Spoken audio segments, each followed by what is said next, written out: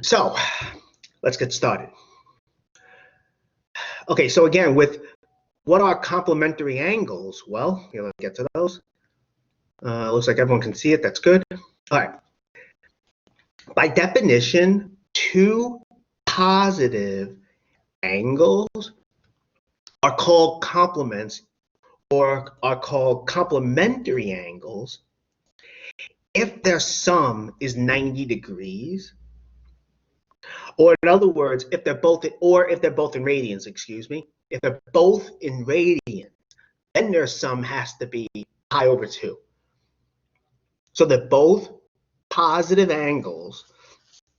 They both have to add up to 90 degrees. Notice that also tells you that each individual angle has to be less than 90 degrees as well.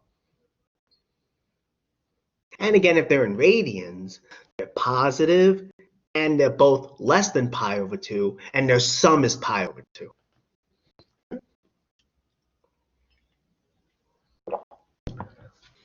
That's just something else I wanted to point out. Okay. So that's what it means to be for angles to be complements of each other. And here are just some basic examples. We have 30 degrees and 60 degrees. Those angles are complements. We have 80 degrees and 10 degrees. Those are also complements of each other. Okay. In fact, we can actually generalize this. Namely, if you take any angle theta that's positive, right, and less than 90 degrees, 90 degrees minus theta is its complement. Okay, so again, theta is positive. It's in degrees and less than 90 degrees. 90 degrees minus theta is its complement. Again, 90 degrees minus theta has to be positive, so theta has to be less than 90 degrees. Right? Because you can see that their sum will be 90 degrees. If it's in radians, the only difference is that, where I said 90 degrees, you just substitute it with pi over 2. So if theta is positive, less than pi over 2, and in radians, then its complement is this. Okay, so you might be thinking, big deal. What's the point of this? Well, we actually have these identities. I know there's a lot here. All that I'm saying here is, if you have two angles that are complements of each other, the sine of one angle and cosine of the other, they're going to equal each other. So sine of an angle and the cosine of the complement will equal each other. That's what this is saying as well.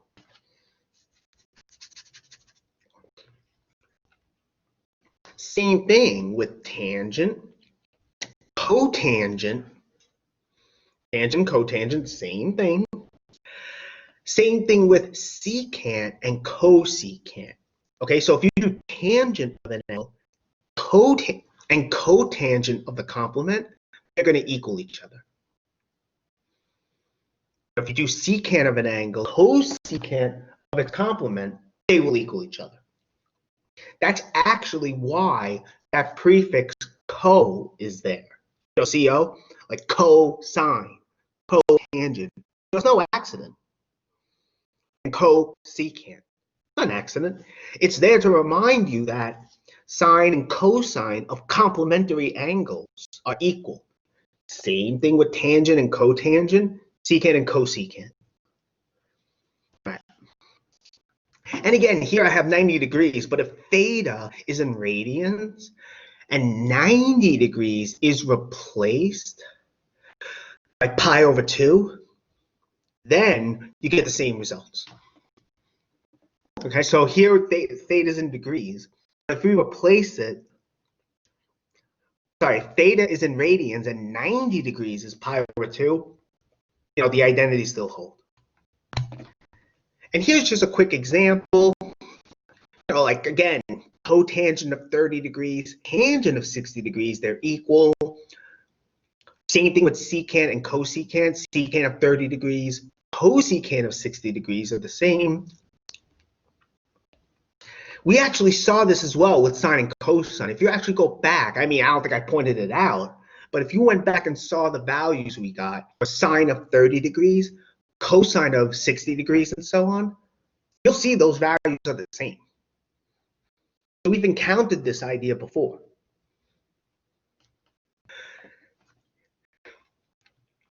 Here's an easy example, right? We have tangent of 35 degrees. Now it's about 0.7. It turns out if you do that in the calculator. So what would cotangent of that be? What would cotangent, excuse me, of 55 degrees be? Well, 35 degrees and 55 degrees, they're complements of each other. So these values are equal. Okay, good. Not only that, 45 degrees, right? That's actually its own complement, 45 degrees. And we saw that sine and cosine of 45 degrees are both equal to 1. So, we have seen this before. So it's not entirely new. It's actually not hard to prove. It's just really unfolding the definition. Namely, I'll try and say it in words, hopefully cause more confusion, but if you have a right triangle, right, there's an angle of 90 degrees. The two other angles are of the form theta and 90 degrees minus theta.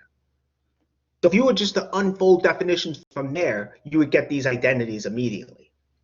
I mean, I'm not going to go into that too much because we have other things we need to cover, but it's really not hard to see. It's not hard to prove these identities. That's what I'm trying to say. Any questions?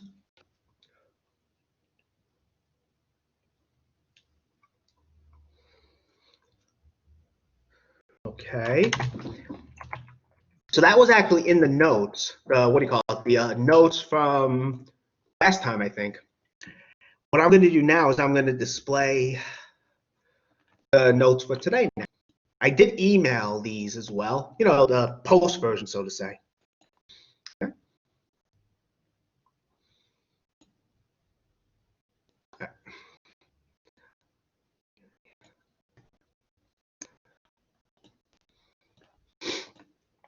Okay.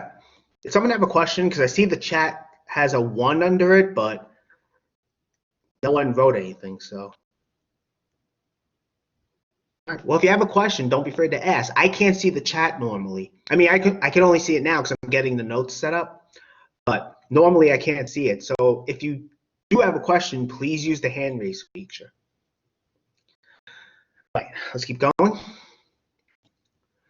So here we have our next section, which is rational expressions. This is actually section P5 in the textbook. So we're bouncing back and forth a bit. Excuse me.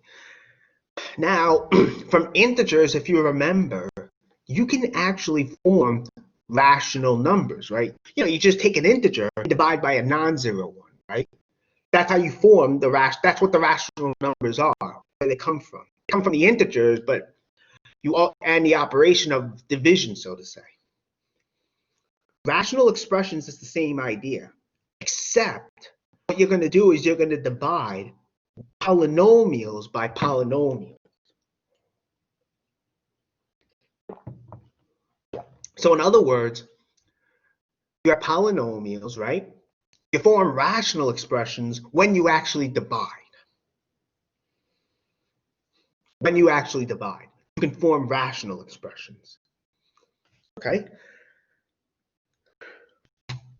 So here in this section, I kind of went ahead of it. I told you guys I told everyone what a rational expression is, but we'll see the definition in a second. We're also going to see how to multiply and divide rational expressions. We're also going to see how to add and subtract them. What's nice about it is it's actually the same processes with rational numbers. When you multiply and divide rational numbers, there's certain procedures you have to do. Same thing with adding and subtracting. Those exact procedures are going to hold here, which is really nice. Before I do that, let me stop the recording.